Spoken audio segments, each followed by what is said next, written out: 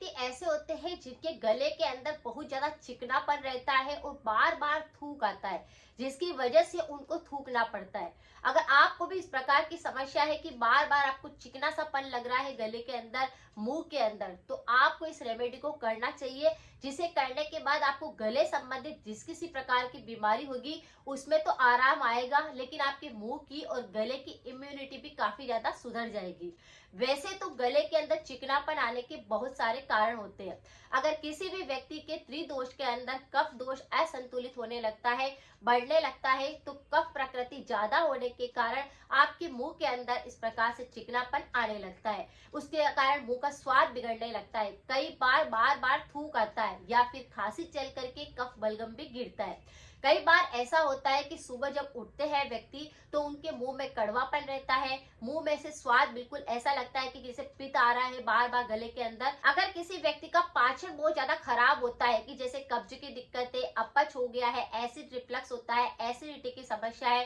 बार बार अजीर्ण जैसी समस्याएं हो जाती है, तो भी ऐसे व्यक्ति के गले के मुंह के अंदर बार बार चिकनापन जम जाता है। पूरे मुंह के अंदर लार भी जो होगी वो चिकनी चिकनी सी रहेगी। तो ये भी सबसे प्रमुख कारण बनता है, क्योंकि अगर आपका खाना नहीं पचता है तो जो एसिड होता है पेट के अंदर वह गले के अंदर आने लगता है, और उसी के कारण आपके मुंह के अंदर एसिड रिफ्लक्स होता है, उसके अंदर एसिड आ जाता है, चिकनापन बढ़ जाता है, कफ बलगम की समस्याएं होने लगती है, छाले होने लगते हैं, गले में जलन होने लगती है, या बहुत सारे गले के रोग होने लगते हैं। अगर किसी व्यक्ति की डाइट ही ऐसी है कि जैसे खाना वो खाते हैं तो उनका समय बिल्कुल सही समय पर नहीं होता है, या फिर तला हुआ बहुत ज्यादा खाते हैं, मिर्च मसालों का ज्यादा प्रयोग करते हैं, दही से बनी हुई चीजें ज्यादा खाते हैं, या फिर दही का सेवन करते हैं, दूध का सेवन करते हैं, तो ऐसे व्यक्तियों के गले या मुंह के अंदर भी चिकनापन ज्यादा बनेगा, और उसके कारण आपके गले के अंदर भी कफ बलगम ज्यादा बढ़ने लग जाएगा। सर्दी के दौरान तो ये समस्या सबसे ज्यादा होने लगती है,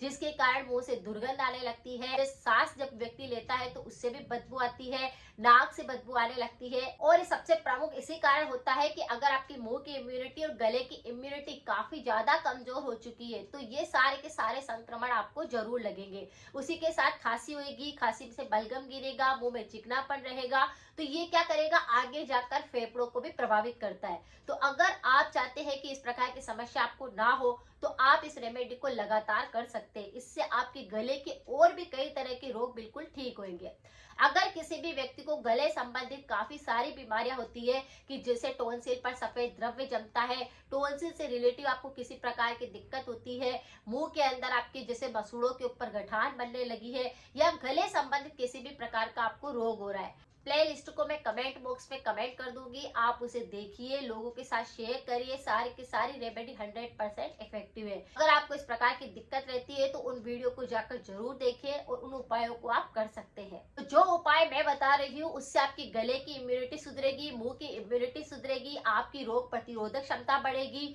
आपकी अगर पाचन कमजोर होगा तो पाचन सुधरने लग जाएगा, कफ की प्रकृति अगर बहुत ज्यादा असंतुलित हुई होगी तो वह सही हो जाएगी, अगर आपको बार बार खाने की डकारें आती है, आपको एसिड बहुत ज्यादा बनता है, तो वह बिल्कुल सही होने लग जाएगा। आपको क्या करना है, छोटी पीपली आती है, छोटी पीपली आपको मार्केट में आसानी से मिल जाएगी। इसका स्वाद जो होता है वो थोड़ा सा तीखापन रहता है, हल्का सा उसमें कड़वापन रहता है। ये बिल्कुल छोटी छोटी सी रहती है, लेकिन एक छोटी पीपल ही कमाल कर देगी। और इस सर्दी के मौसम में अगर आपको गले के रोग हो रहे हैं तो एक छोटी सी पीपली का सेवन करने से आपके गले की सारी समस्याओं को छू मंतर कर देगा। आपको क्या करना है, इसे खाना नहीं है या पीना नहीं है, इस पानी से यानी पीपली के पानी से गले को डिटॉक्सिफाई करना है गरारे करके। आपको क्या करना है, एक छोटी सी पीपली लेनी है, उसका पाउडर बना लेना है, और एक ग्लास पानी आपको गर्म करने के लिए रखना है, उसमें सिर्फ चुटकी भर पाउडर ही आपको ऐड करना है, यानी एक छोटी पीपली का पाउडर कम से कम आधा छोटा चम्मच जितना हो जाता है,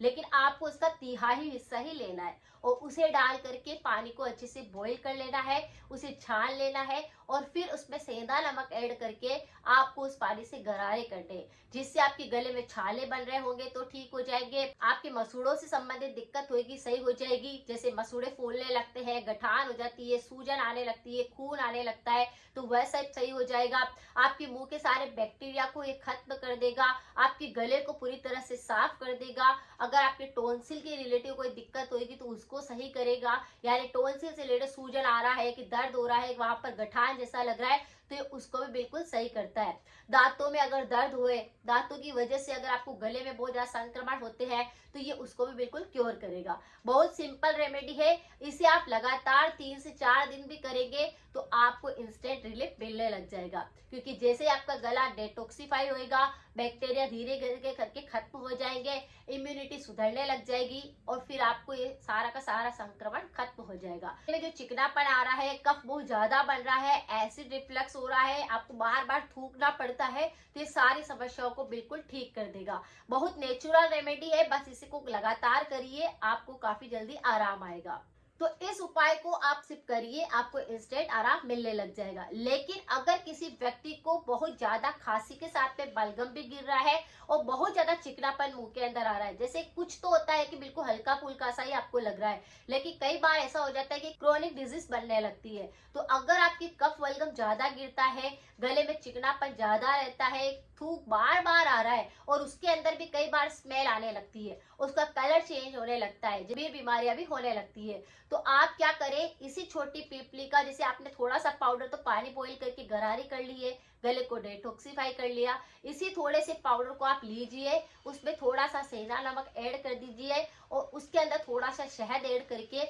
उसको आप खा लीजिए। कितनी ही पुरानी खांसी होएगी वह छूमंतर हो जाएगी, गला बिल्कुल साफ हो जाएगा, डिटॉक्सिफाई हो जाएगा, आपके बैक्टीरिया खत्म हो जाएंगे, मुंह की और गले की इम्यूनिटी सुधर जाएगी और इसे खाने के बाद जो खांसी के साथ बलगम गिरा था, बदबू आ रही थी, वह बिल्कुल ठीक हो जाएगी। 100% वर्क करता है यह उपाय। अगर किसी को भी दिक्कत है तो इस उपाय को आप कर लीजिए, दूसरे कोई उपाय आपको करने की जरूरत फिर नहीं होगी। अगर आपके कफ बलगम की समस्याएं बहुत ज्यादा होती है तो इस पर मेरे काफी सारे वीडियो है, आप उनको भी देख सकते हैं, उनकी रेमेडी को भी आप फॉलो कर सकते हैं। अगर आपको गले संबंधित काफी सारी दिक्कतें होती है और कफ बलगम ज्यादा बनता है, मुंह में स्वाद बिल्कुल बिगड़ा हुआ रहता है, तो आपको परहेज करने की आवश्यकता है। परहेज करने की आवश्यकता क्यों है? इसके कारण आपके गले संबंधित तो मुंह संबंधित जैसे ही रोग बढ़ेंगे, आपका मुंह जो होगा वो पूरी तरह से खुल नहीं पाएगा,